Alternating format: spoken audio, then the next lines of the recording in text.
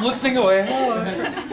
We'll go here and then back up. What would be your advice to a teacher who's going to be receiving devices in the next couple weeks? If you would go back and think, now that you're experienced users, what would be your #1 piece of advice that you would give someone who's starting out? For me, the organization piece is really important, and I know since we've had Teacher Dashboard, that has solved a lot of those issues. But for me, sharing documents and getting them back, and I don't know if you're using Gmail or Google Docs or whatever also, but just that whole process was challenging at the beginning to see what they're naming at, and then to go find it and create folders and stuff like that. So I think to have something set up, either school-wide or at least specific to your classes, so that you know what's going on, I think that's really important.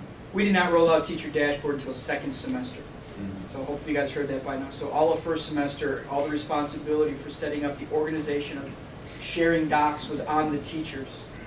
And that was done differently, class period by class period, teacher by teacher. But adding Teacher Dashboard second semester gives the teachers an option to let that be done at the district level.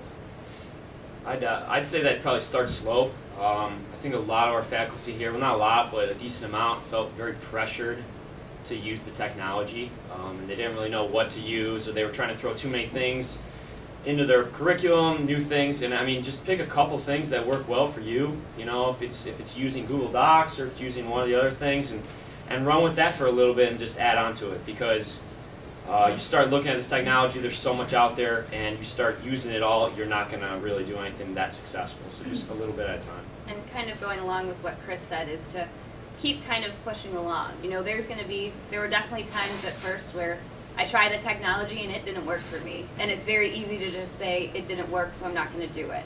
But it gets easier and it gets better, and you can add more and more. So it's just, if it doesn't work, you know, it doesn't work, and you try it again. But you know, as long as you're trying and you keep going, it gets better and it gets easier.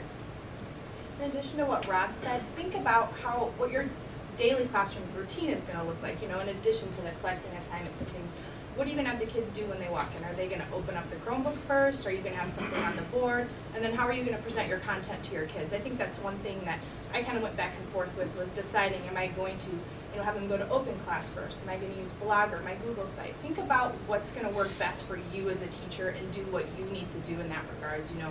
And think about, too, the last thing is your classroom rules. I mean, not everything has to change because you have a Chromebook. You know, what are your rules going to be in regards to that? Are you going to have lids up, lids down time?